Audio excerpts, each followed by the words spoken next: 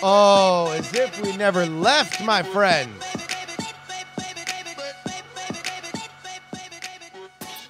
Welcome, welcome, welcome to the Politics show. My name is Justin Robert Young. Hi, everybody. Did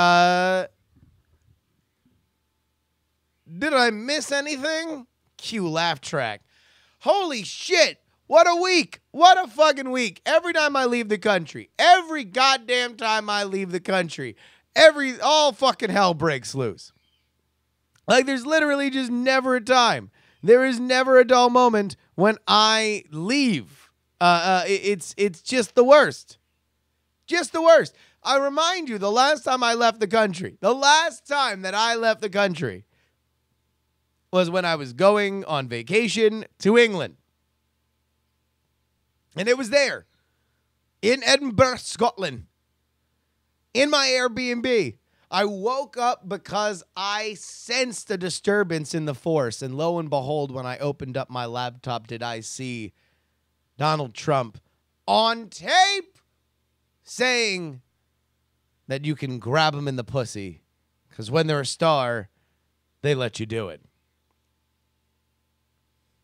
And I thought, well, fuck, man, if there's ever going to be a time that I will be safely able to leave the country, it's going to be during the Christmas and New Year's holiday. I mean, nothing ever happens. People are out there with their families. There's a lot of stuff, right? There's a lot of reasons to believe that this is a very, very, very safe news hole that I can make a vacation in. And you want to know what? For a lot of it, I was right. Nothing was happening. Everybody was out.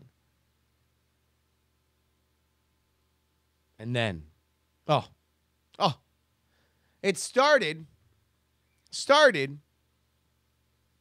with the Fire and Fury book. The wolf. The wolf of DC decides to write this book, Fire and Fury. He, being a prolific writer and magazine commentator, leaks it to all the appropriate outlets. It is there that we begin to feel the backlash. That backlash is mostly, aside from the author himself, directed at one man, Steve Bannon. Steve Bannon apparently talked to Mr. Wolf extensively and is quoted as saying that the Donald Trump Jr. meeting with the Russians was treasonous shit.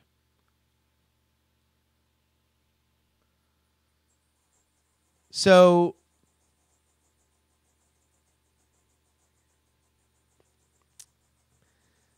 here's the problem. The problem is that I'm not here to cover it because everything breaks down immediately after that. Everything totally just goes from 0 to 60. All of a sudden, now Steve Bannon is getting eviscerated by Trump in the White House. These two were simpatico. Folks, they could not have been more on the same page. Steve Bannon was the ideological embodiment of the populist Trump message. He was the chief strategist, the advisor, somebody that was categorized by the press as the real president. Now, sure, he had left the White House. It was something that seemed kind of appropriate for Steve Bannon. I mean, really, who could look at Steve Bannon as a staffer? No. What he really wanted to do was the ability to do what he had done before he got into the Trump orbit, which is to professionally put a fist up Mitch McConnell's butt.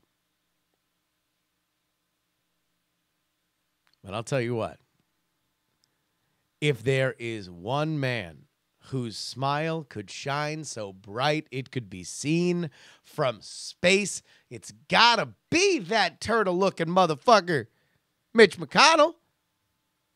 Because the devolution of Steve Bannon has been so fast and so furious, Paul Walker smiles from heaven when he thinks about it. Let's go ahead and recount the buffet of L's that Steve Bannon has taken over the past 3 months. And let's also chart his let's chart his high mark. The high mark of Steve Bannon was him meeting with the Mercers and saying, we are going to launch a season of war against the Republican establishment. We are going to run in every contest, regardless of who's up in 2018. We're going to run against Republicans in the primaries. We're going to run against Democrats if they're sitting. We are going to make sure that the Trump agenda of America first is heard. And this does not devolve into yet another cookie-cutter establishment presidency. And Bannon was preaching the good word. This is the high watermark of Steve Bannon. He had it better than when he was in the White House. He had all of the influence and none of the consequence. Dude's taken huge high-profile speaking gigs around the world so he can tell the tale of the bold American populist. Oh, I'm sure Steve Bannon is somewhere. He's probably homeless because he used to live in the Breitbart offices in D.C. Now he's out at Breitbart as well. I'm sure that if he thinks about that moment, why he'd like to get it illustrated and put on a piece of china. He'd put it in a finely decorated curio cabinet, expertly sculpted on the edges. And there would be him in 2017, ascendant, radiant with power. For there are 3 legs to the Bannon stool, my friend. The first is Bannon's mind, his concept of populism, the zeitgeist that he preternaturally tapped into. The second is his money, his connection to the Mercers, and the blank check for him to do whatever he wanted. Hey, can you fund a movie? Sure. Hey, can you give me my own analytics firm? Absolutely. Hey, can we write books that are analytically driven and then partner with different media outlets so we can create a narrative about whatever we want? Without a ding-dong diddly doubt. What about Breitbart? Sure. What about this Milo kid? Absolutely. You keep putting out these ideas, we keep signing the checks. And the third, of course, is his political connection. He's the man that helped, was a key. He was there at the finish line for the most unlikely presidential election in history. And then, folks, death for Steve Bannon rode in on a horse named Sassy.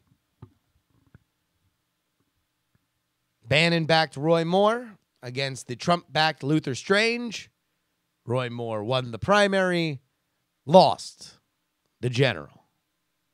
So now all of a sudden, Steve Bannon's mind for the populace, not so much. Not so much. And that apparently kind of hurt his standing with the Mercers, which leaves the money in doubt. And now this book comes out, and he's talking shit about Don Jr. See, Steve Bannon must have thought that the White House was the Olive Garden. When you're here, your family. So he thought he could, take some shots at his fellow brothers. Brothers don't shake hands. Brothers hug. No. No. That was the last straw. Donald Trump wanted no part of that shit. And all of a sudden, his access to the White House is now taken away. This also makes the worst enemy he could possibly make. That is Donald Trump himself. Because there had always been this bristling. If you remember, Donald Trump was not a fan of Time magazine calling Steve Bannon the real president. And now, and we're going to get to this in the Fire and Fury book, now that it's very clear that the first year of the Trump presidency was something akin to gang warfare, where various factions would knife each other to see who would ultimately have power. Those that were anti-Bannon, well, them motherfuckers won. Because when Bannon isn't the oracle at Delphi, and he ain't got the same hold on his donors, and he ain't got the connection to power, well, shit. Frank Sinatra sang it, and that's life. And we're going to fudge some of the months, but he was secret president in August. Sloppy Steve in January. And when the war came hard. Trump apparently started working the phones immediately. He called literally anybody that had a shared orbit with him and Steve Bannon and says, hey, who you got, dog? The sitting president of the United States or the motherfucker who wears 3 shirts and can't moisturize? You, Mr. President, was apparently the universal refrain, according to the reporting at Axios and Mike Allen. And then the final indignity. That comes yesterday. Breitbart, the machine in which Bannon brought to new heights. The machine that was to lead a season of war. The machine that without it, there is a question on whether or not the ascendancy of Donald Trump could have been what it was in such a crowded field. Well, there is no joy in Bannonville because Sloppy Steve has been tossed out. The Mercers who sit on the board gave Bannon the heave-ho. Bannon tried to apologize, but it was too little, too late. He said, listen, Donald Trump is really a great guy. I love him. I've been talking about how he's the most amazing person ever. I wasn't really shitting on Don Jr. I was shitting on Paul Manafort.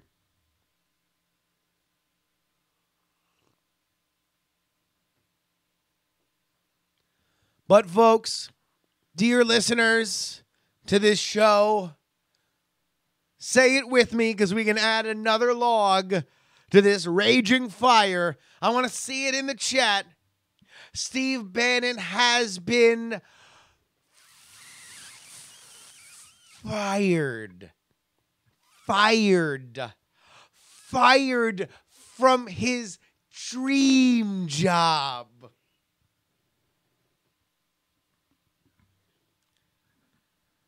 That man's got to be homeless now. I mean, like, where the fuck is he? He apparently was living at the Breitbart embassy, quote unquote, in Washington, D.C. What an indignity. If he gets fired from Breitbart, they're your landlord. Also, pack your shit. We got your room at the Howard Johnson. Just let us know when you find a place where you can land on your feet.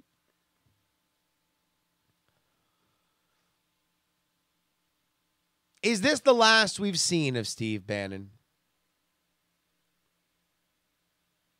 It certainly is the last that we've seen of him at that level. He'll surely kick around, but in fact, that wouldn't shock me if he winds up back in the Trump orbit at some point. But he will never be what he was. I remember there was a quote when the season of war was just kind of ramping up, that Steve Bannon by 2018 would be a forgotten afterthought. And tell you what, you can see it now. His picture, like Back to the Future, slowly fading away. Oh, it's sad to see, too, in the comment section of Breitbart, on _Donald, these were the Bannonites. Now, let's fuck off, Sloppy Steve. He's very obviously an alcoholic. As TVC Gun says in our Twitch chat, at least he's got his health. But let's take a look at the other side of this coin. For the man that cast the sentence must swing the sword, and that man is Donald Trump. He is the one that cast out Sloppy Steve into the hinterlands. But the question is now, with Bannon not only out of the White House, but also out at Breitbart, does Breitbart's tone change? Are they a little less draconian than they were before about holding Trump's feet to the fire on some of his America First promises? And does Trump's direction change any? Well, it's obviously early in the game, but we have two signs that, yes, this might be a slightly different Trump presidency than it was when Steve Bannon was mucking about. And here's the first. Donald Trump negotiated with Congress live on the internet yesterday. And in that, he said that he wants to sign a bill of love for immigrants. Here's his quote. "You folks are going to have to come up with a solution," Trump told 25 lawmakers in a remarkable televised negotiation at the White House. "And if you do, I'm going to sign that solution." Basically, he is saying out on Front Street that as long as he gets funding for a wall, he will sign a DACA agreement. Now, this is likely something that we are basically, there's a budget deadline in January. There's no way they're going to get it done by then. So they're going to have to kick that can down the road, most likely. And Trump seems conciliatory on DACA. Remember, Bannon was one of the loudest voices that said that he had to cancel DACA. DACA was not something that could ever happen. It was giving away the moral position on immigration. Immigration is immigration is immigration. If you're here illegally, you should be out of here.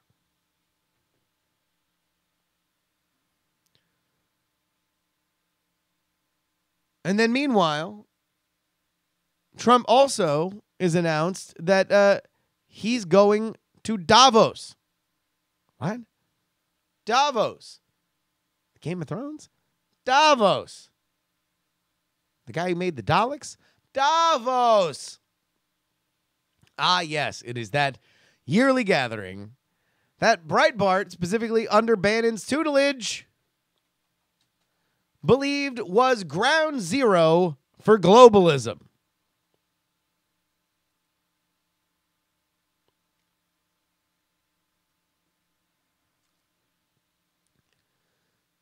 What is Trump doing there? He didn't go last year. Last year, he was told, of course, it is a gathering where world leaders are not only appreciated, but expected. But he's going to be there now. You know, it reminded me of when I was a younger man. I had a girlfriend, a man, she said she hated the Arcade Fire. And then all of a sudden we broke up. And all she did was post Arcade Fire lyrics on her Facebook for a solid year. You know, I'm sure when Trump and Bannon were talking to each other, he was like, hey, I hate Davos. Davos is stupid. Globalism stinks. And now, but days after the breakup, book my plane ticket, baby. Trump's going to be taking pictures next to George Soros, posting it on his IG.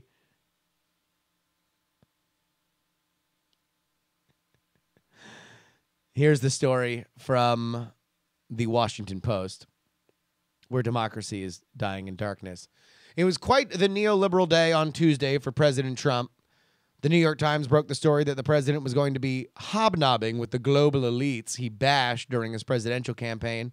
In short, Trump is going to Davos, darling. The president welcomes opportunities to advance his America First agenda with the world leaders, says his press secretary, Miss Sanders.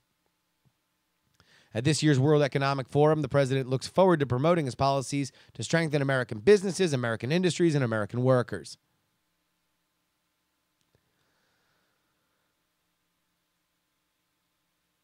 This is kind of the Trump that I sort of always expected, to be honest with you. I expected him to be a little bit more wiggly on his America First promises than he was portraying himself.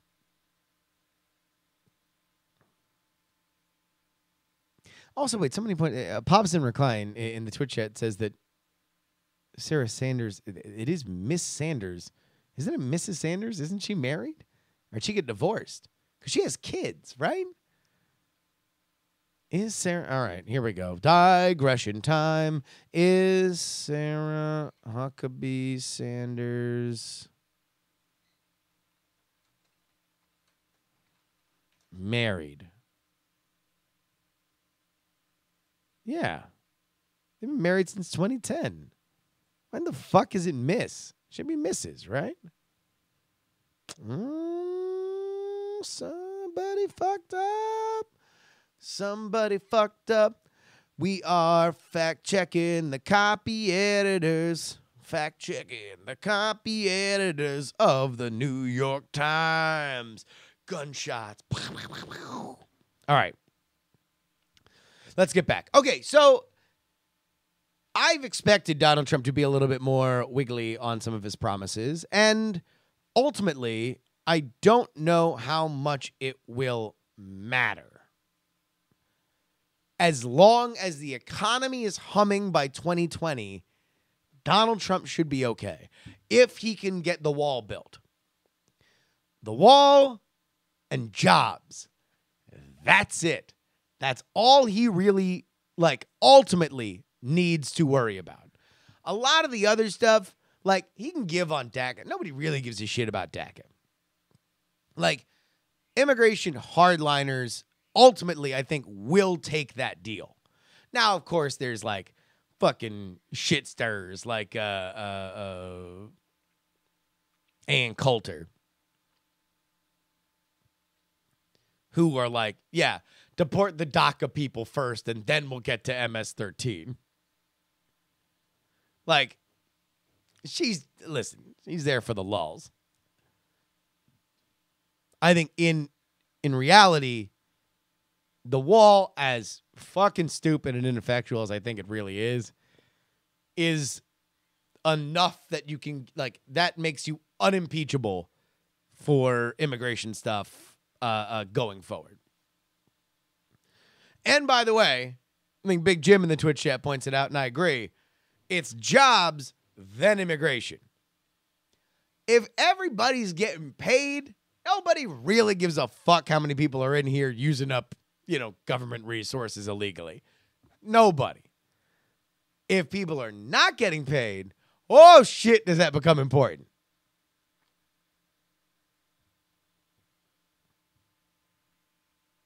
All right. Speaking of Fire and Fury, the book by Michael Wolff. Something that a lot of people hit me up with in our Discord or on Twitter as this book came out and became a international phenomenon immediately was, how should we read this?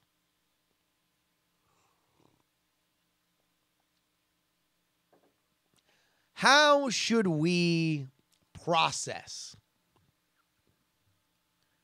this book?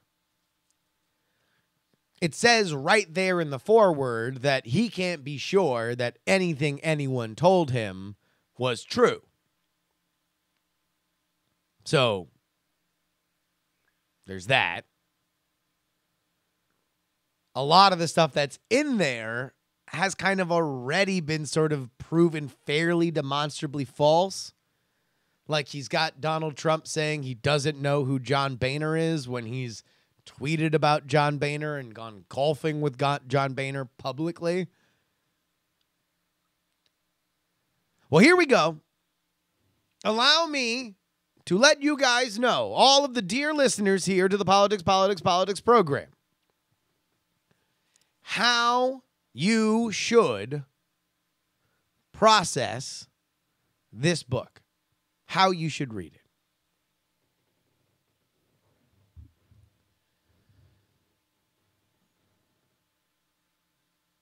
I'm going to ask everybody here in the audience, if you're watching live, then let me know in the chat room. If you are listening to this after the fact or watching this on YouTube, youtube.com/JustinRobertYoung.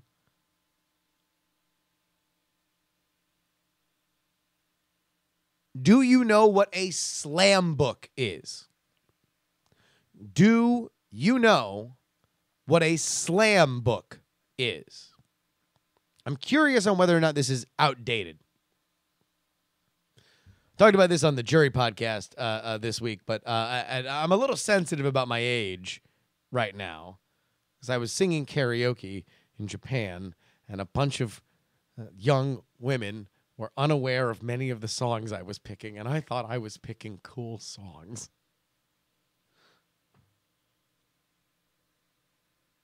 We're getting a lot of no's here, so allow me to tell you. In fact, you want to know what? Let's go ahead and bring up the Wikipedia definition of a slam book. A slam book is a notebook, commonly a spiral-bound notebook, which is passed among children and teenagers. The keeper of the book starts by posting a question, which may be on any subject, and the book is then passed around for each contributor to fill in their own answer to the question. Slam books are also a source of bullying between students, where students lived in fear of the biting comments written anonymously under their names on the order of what today might be a tweet or Facebook comment. A slam book containing cruel comments was featured in episode 320, Kids Can Be Cruel, the 1980s television show, The Facts of Life.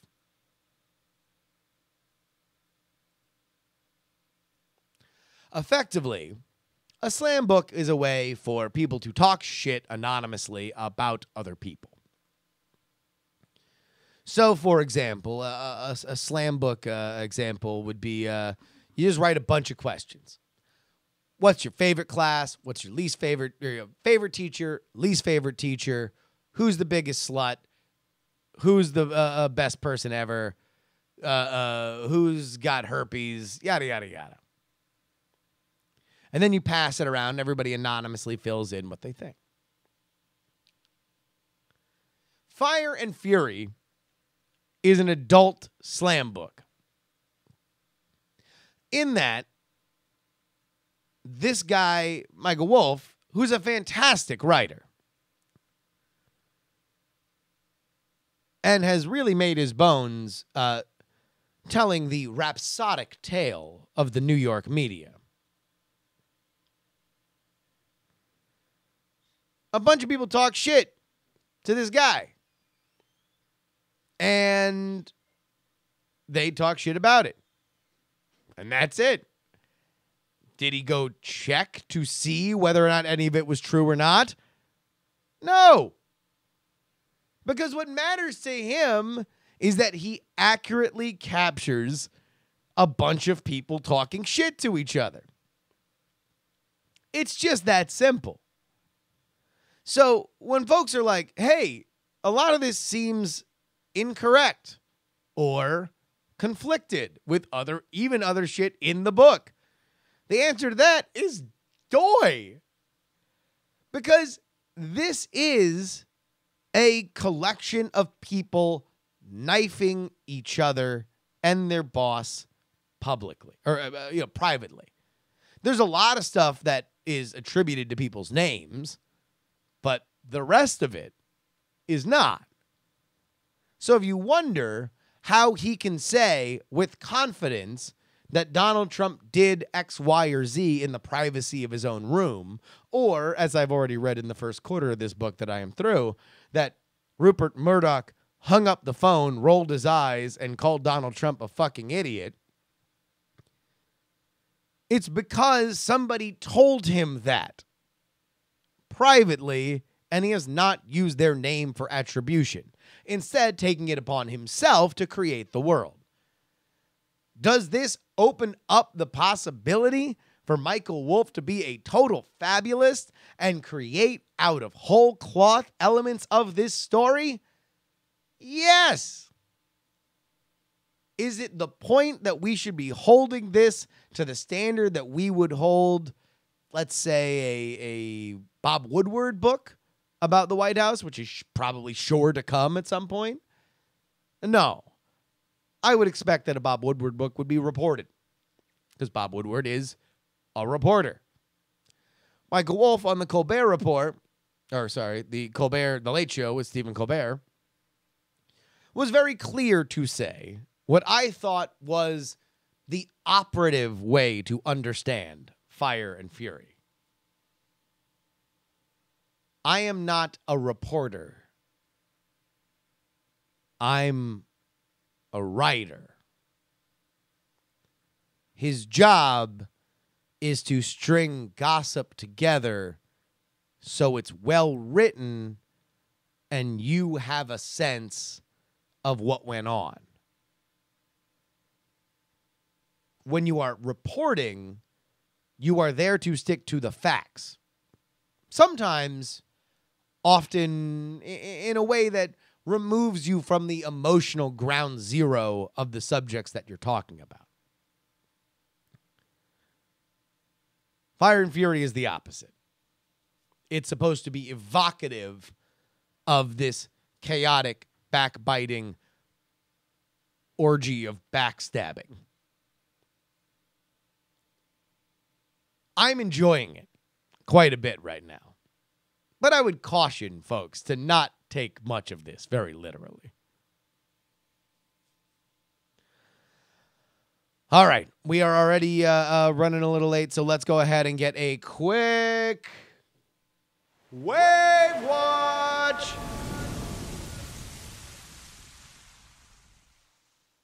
Two big two big announcements over the past 48 hours. Number one, Daryl Issa of Southern California, representative from Southern California who had one of the toughest races in 2018, is now out.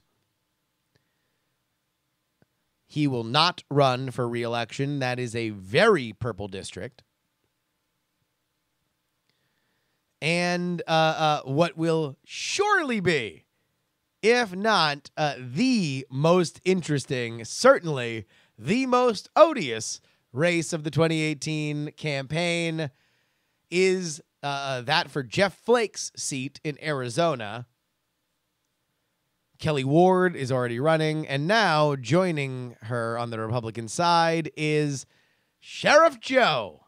Yes, Sheriff Joe Arpaio, the former Maricopa, Arizona sheriff, who took it upon himself to be the Inspector Clouseau for where Barack Obama fell out of a vagina. He is also now running for Senate after he could not win his job back as sheriff. You smell it? Oh, it's campaign season, baby. Oh, yes. Waft it towards you. Oh, what is that? Oh, Michelle Bachmann is looking to run for Al Franken's seat. Oh, yes. That's some rich campaign. Oh. Guys, you have no idea how excited I am for 2018. I'm just so excited. Finally, red meat yet again. We had some good special elections in 2017, but folks, that was just methadone. Now let's break out the H. Summon the horse and name it Sassy. Now there is one more story. There is one more story that we cannot talk. We cannot do a politics episode without talking about. Oh, y'all know. Because if 2018 is going to be this good, well, 2020 has to be the best. And we took a gigantic step toward that this Sunday. Yes, all the Hollywood elites gathered to give each other awards yet again. And they did their second favorite thing, too, which is to stand up on a soapbox and proclaim the moral North Star of the country and how they were a part of it. And who led the way? Moses-like with her tablets, talking about how no more shall go forth because time's up on the evils of this country. Yes, it was Oprah stoking serious, yes, ladies and gentlemen, serious discussion on whether or not Oprah should run for president. I kind of always just thought Oprah should be president was something you said because we all like Oprah. But apparently people are serious. This blows my mind. That to me is like you saying, oh, Queen Beyonce. Oh, yes, I love her music. No. I want to set up a constitutional monarchy and install Beyonce Knowles into that place. We should make her the literal queen. But Oprah's serious. She's so serious.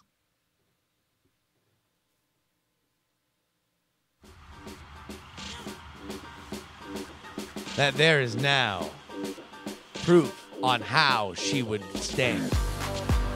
Oh, ladies and gentlemen, I want to welcome you for the first time in 2018.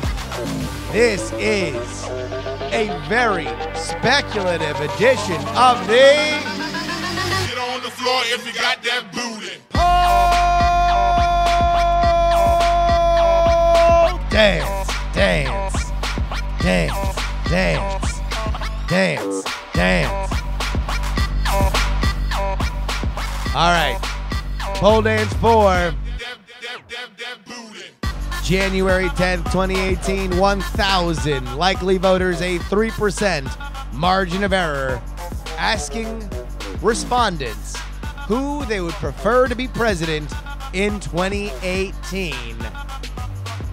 Coming up first to the stage, folks, he's the sitting President of the United States of America. Let's get a real big round of applause with 38% for Donald Trump.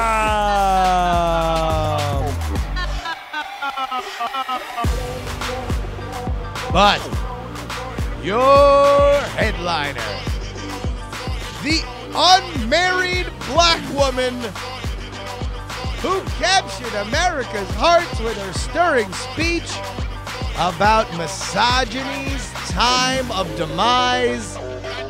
Ladies and gentlemen, with 48%, it's Oprah!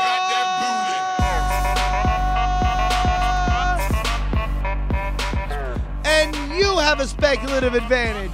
And you have a speculative advantage. And you have a speculative advantage. You all have speculative advantages.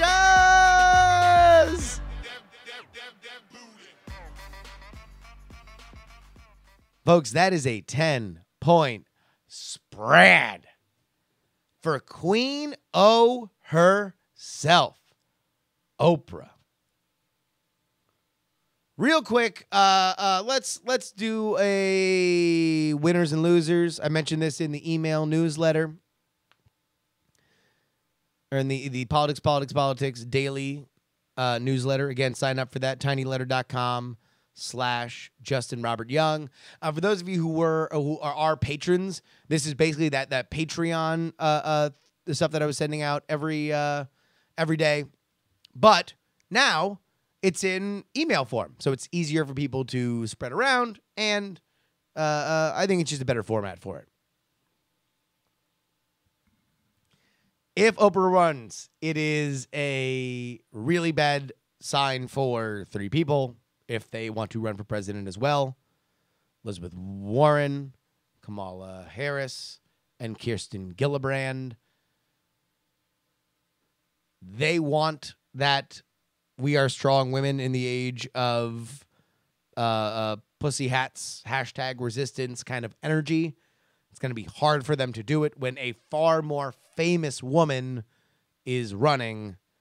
And, you know, aside from Kamala Harris, a black woman just in the Democratic circles, it would be very bad for them. It is no surprise that Elizabeth Warren has kind of tossed side-eye to this idea. It would be bad. That being said, Oprah is not just another celebrity who wants to run for office. If Oprah wanted to run, she would be a serious candidate. If you look at the way that she polls with people, it is more akin to a religious figure than it is a television personality. There are voters throughout middle America who would not vote for a Democrat, who would not vote for a black person, who would not vote for a woman, that would vote for Oprah, because she's none of those. She's Oprah. That being said, does Oprah want to campaign? It's a question. It's a very, very interesting question. Let's go ahead and get into but your emails. You can go ahead and send me any feedback you have on the show or politics in general to theyoungamerican.com. Greg writes, "You're never allowed to go on vacation again. Every time you do, shit goes nuts. Today alone was totally insane. I hope you're having fun with your wife, and I hope it was worth it." This is why it pays to be a $3 supporter on Patreon. Even while I was in Japan and Hong Kong flying back, I did my extra episodes of the podcast. So you got my reactions as everything was happening. If you were a $3 subscriber, just saying, membership has its privileges. Bob writes, "I've been thinking for a while about the idea of projected graffiti, rude or unwanted images projected on the sides of buildings, especially as the technology to do this becomes smaller and cheaper. The "fuck Trump" slogans on the side of the stadium at last week's football game is a perfect example. Is it vandalism? Are there laws against it? Will new laws be passed? Or will this sort of thing become more common?" You know, in general, vandalism laws are kind of tied to the costs it would take to repair it. So if it doesn't have any kind of cost to repair it, I would find it interesting to see where the threshold for punishment. It is illegal in some places, as Stoic Squirrel is pointing out here in the Twitch chat. However, I don't think, it's low stakes stuff at this point. Aside from the fact that now that we have social media, someone can just take a picture and now it lives there forever. People can say nasty shit about whoever they want, project it on a thing, then it goes away. It's fine. Trench writes about our presidential PUBG episode last week. By the way, thank you to all everybody who had such great feedback on that. I loved doing it with John, and hopefully we get this thing published very, very soon. Loved the presidential PUBG episode, and I mostly agree with you. However, I think the winner would have been George H.W. Bush. One thing about him that wasn't mentioned is that he was the former director of the CIA. I think that with that knowledge, he could have run a major stealth campaign until it came down between him and Teddy Roosevelt. Roosevelt would be holed up in a building, waiting for the enemy to show himself outside, but it would be already too late, as the last thing Roosevelt would hear before his demise would be, "Did I ever tell you who my favorite magician is?" Gabriel writes, if the presidents in the PUBG have only whatever is on them at inauguration day, what if every president post-Reagan or possibly even post-Kennedy was wearing body armor of some kind? Wouldn't this change the dynamic of battle if we knew some president could absorb more damage than others? Also, why would they have to parachute into the arena? If through some weird magic, every U.S. president in history could assemble in one arena across space and time, why not just have them automatically spawn somewhere on the ground? Just a thought. Thanks for the great show. Well, we had them parachute in because that's what you do in PUBG. If you've never played the game, it begins with you in a plane, and then you choose where you are landing in the game zone. So you see a topographical map of the game zone, and you parachute in like that. So you can generally try to put yourself near roads, for example, or around clusters and cities, some of the areas that might have more goodies for you to stack up. So that's why we had them parachute in, so it would be true to the game. We did think about the body armor thing. We just weren't able to find any kind of solid documentation on when presidents wearing flak jackets during inauguration started. There were a lot of there's a lot of reporting on Donald Trump and Barack Obama wearing bulletproof clothing, but not necessarily who was wearing a flak jacket. So that's why we didn't include it in there, but we did think about it. So great instinct on that, Gabriel. There is more about all that in the write-up, which hopefully I want to get this thing up as soon as possible. We're talking to people about getting it on a website and everything, so holidays come into it. People are slow to get back into the game. All right. That about brings us to the end of this edition of the illustrious Politics podcast. I want to thank everybody for watching us live on Twitch, twitch.tv/Justin R. Young. Join me 5 days a week, man. I'm doing emails, and I am doing live politics chat, talking just about the news of the day. So if you're unfamiliar with what Twitch is, allow me to educate you real quick. It is just a great live streaming service. Do yourself a favor. Download the Twitch app. It is available on Google, Apple, everywhere that you can find it on your mobile, right? Go ahead and find Justin R. Young. Follow me and make sure you sign up for alerts. And whenever I go live, if you are at a job where you can watch something out of the corner of your eye, you can set it up there, or you can set it up for audio only and listen to me live, audio only. Every time I am taking questions from the chat, we're having a fantastic time. Again, twitch.tv/Justin R. Young. You can email me at any time, theyoungamerican@gmail.com. Music has been provided by Valesco and Trop Killers, and you can follow me at Justin R. Young everywhere. Instagram, Snapchat, Twitter. Download archived episodes of this show at bonerwars.com. Folks, 2018's our year. Can you feel it? I can. Just remember, some shows talk about politics. Other shows talk about politics. Others talk about politics. But this is the only motherfucking show that talks about all three. I will see you next week.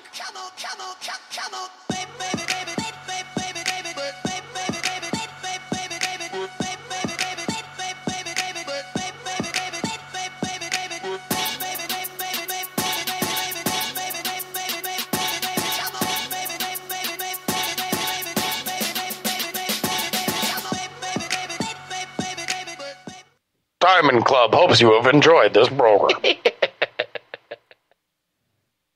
Diamond Club hopes you have enjoyed this program.